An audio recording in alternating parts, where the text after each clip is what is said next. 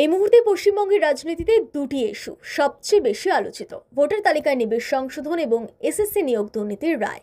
একটি ইস্যু রাজ্যের নাগরিকত্বের ভিত্তি নিয়ে প্রশ্ন তুলেছে, অন্যটি রাজ্যের শিক্ষা ও হাজার হাজার শিক্ষকের ভবিষ্যৎ অনিশ্চিত করে দিয়েছে। আসুন দ্রুত দেখে নেওয়া যাক পরিস্থিতি ঠিক কোন মোড়ে এসে দাঁড়িয়েছে। প্রথমে আসা যাক স্পেশাল ইন্টেন্সিভ রিভিশন বা এসআইআর প্রসঙ্গে। আসন্ন বিধানসভা নির্বাচনকে সামনে রেখে নির্বাচন কমিশন রাজ্যে ভোটার তালিকার এই বিশেষ সংশোধন প্রক্রিয়া শুরু করেছে। কমিশনের লক্ষ্য ভুয়ো ভোটার চিহ্নিত করা। কিন্তু এই প্রক্রিয়া ঘিরেই শুরু হয়েছে তীব্র রাজনৈতিক বিতর্ক এবং জনমনে আতঙ্ক। রাজ্যের শাসক দল তৃণমূল কংগ্রেস সরাসরি অভিযোগ করছে, এসআইআর এর নামে আসলে এটি এনআরসির ছায়া। এর মাধ্যমে লক্ষ লক্ষ মানুষের নাম তালিকা থেকে বাদ দিয়ে তাদের নাগরিক অধিকার কেড়ে নেওয়ার চেষ্টা চলছে। তাদের দাবি, বিহারের মতো রাজ্যেও এই প্রক্রিয়া চলার পর তালিকা থেকে বিরাট সংখ্যক ভোটারের নাম বাদ পড়েছে।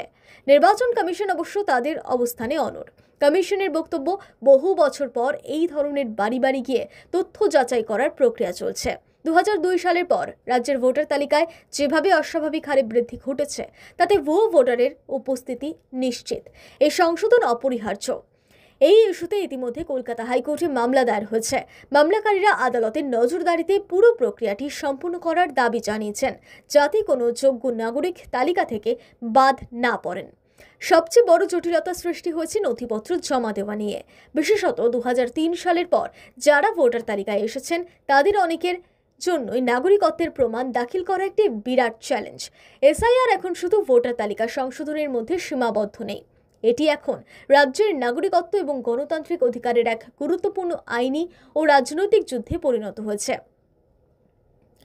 অন্যদিকে পশ্চিমবঙ্গের সবচেয়ে বড় বিতর্কে এসএসসি নিয়োগ দুর্নীতি মামলায় রাজ্যের শিক্ষা ব্যবস্থা এবং সরকারি নিয়োগ প্রক্রিয়ার ওপর আস্থার সংকট সৃষ্টি করেছে এই দুর্নীতি।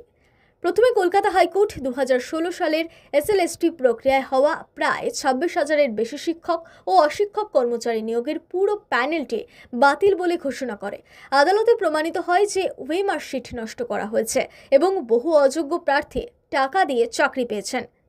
এই রায়ের বিরুদ্ধে রাজ্য সরকার এবং এসএসসি কর্তৃপক্ষ সুপ্রিম কোর্টে আপিল করলে সর্বোচ্চ আদালতও হাইকোর্টের রায় বহাল রাখে। সুপ্রিম কোর্ট রাজ্য সরকারের পুনর্বিবেচনার আবেদন খারিজ করে স্পষ্ট জানায়, এই নিয়োগ প্রক্রিয়ায় ব্যাপক প্রতারণা এবং দুর্নীতি হয়েছে, যা সংবিধানের মূলনীতি লঙ্ঘন করে। সুপ্রিম কোর্টের নির্দেশের পর প্রায় 26,000-এর বেশি শিক্ষক শিক্ষিকা এবং কর্মীর রাতারাতি চাকরিচ্যুতি হয়েছেন। একদিকে যোগ্য প্রার্থীরা দীর্ঘদিনের লড়াইয়ের পর সামান্য স্বস্তি পেলেও অন্যদিকে চাকরি হারানো হাজার হাজার শিক্ষক এখন চরম অনিশ্চয়তার মুখে। এই মামলায় তদন্ত করছে সিবিআই এবং ইডি। প্রাক্তন শিক্ষামন্ত্রী পার্থ চট্টোপাধ্যায় সহ একাধিক প্রভাবশালী ব্যক্তিত্ব এই মামলায় গ্রেফতার হয়েছেন। নিম্ন আদালতে প্রতিনিয়ত মামলার শুনানি চলছে, যেখানে দুর্নীতির জাল আরও বিস্তৃত হচ্ছে। এই দুর্নীতির কারণে রাজ্য শাসক দল চরম রাজনৈতিক চাপের মুখে। বিরোধীরা এই ইস্যুকে সামনে রেখে লাগাতার রাজ্য সরকারকে আক্রমণ করছে, যা আসন্ন নির্বাচনে বড় প্রভাব ফেলতে পারে বলে মনে করা হচ্ছে। এসএসসি মামলা প্রমাণ করছে, বিচার ব্যবস্থা প্রয়োজনে কঠিনতম সিদ্ধান্ত নিতেও পিছপা হয় না।